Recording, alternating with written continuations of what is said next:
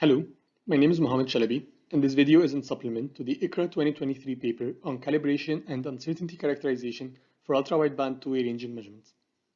On behalf of the authors, I'll be presenting in this video an overview of the contributions of the paper and the experimental results. The problem addressed in this paper is that of errors associated with UWB range measurements, which typically suffer from bias or systematic errors as well as environment-dependent variance. This therefore necessitates the implementation of a calibration procedure to improve the ranging accuracy. We first proposed the following ranging protocol for two communicating tags I and J, where tag I transmits a message and tag J sends two messages back, and all messages are timestamped at transmission and reception. This is a slight modification from the standard double-sided two-way ranging, and a time-of-flight measurement can then be computed as shown here. The next step was to do the calibration procedure, but modeling the sources of bias in simulation is hard as it is dependent on many factors, so the approach taken for the calibration procedure is data-driven.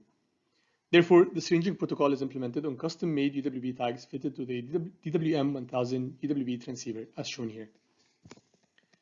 Two tags are then fitted to quadcopters on either side, approximately 45 centimeters apart, and are connected to the quadcopter's processor through USB.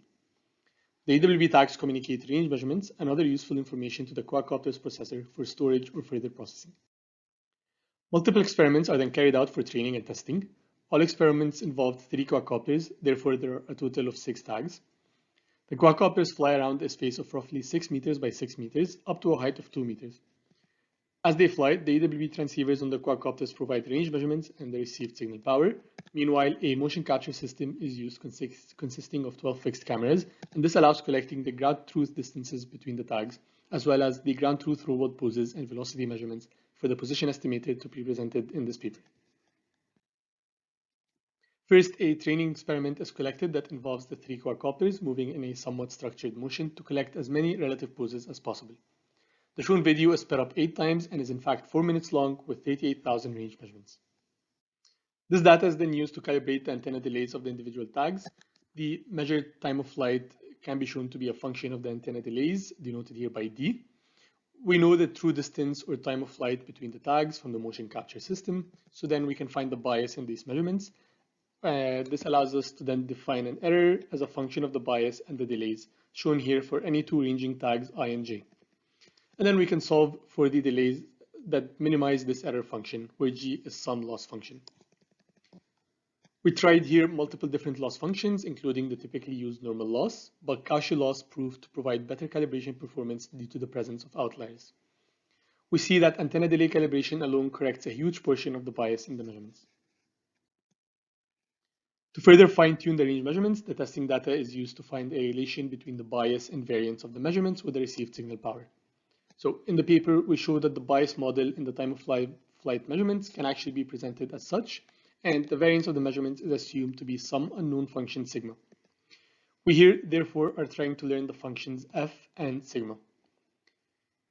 We plot the empirically computed bias and rolling standard deviation from the 38,000 range measurements as a function of the inputs of f and sigma for every pair, and see that by fitting a spline through the points, the relation seems to hold even for different ranging pairs as shown by the faded gray lines. We therefore take the average of these lines and use this as f and sigma for all tags. This will hold even for other tags that were not part of this calibration procedure as long as they are of similar design. In order to evaluate the antenna delay and power calibration procedure, we then record ranging data for 2 testing experiments of similar motion, one of which is shown here. The motion here is now random and lasts 60 seconds, and there are approximately 10,000 range measurements. Using the antenna delays found from the training data, we see that this reduces the biases on the testing data by 36%, and the power correlation using the curves obtained from the training data also reduces the bias and standard deviation of the previously unseen testing data. The fully calibrated results have an average of 56% less bias. We were able to also obtain sub 4 cm bias mean and sub 8 cm standard deviation for all ranging pairs, and our computed variance using the power was shown to approximately match the true variance of the measurements.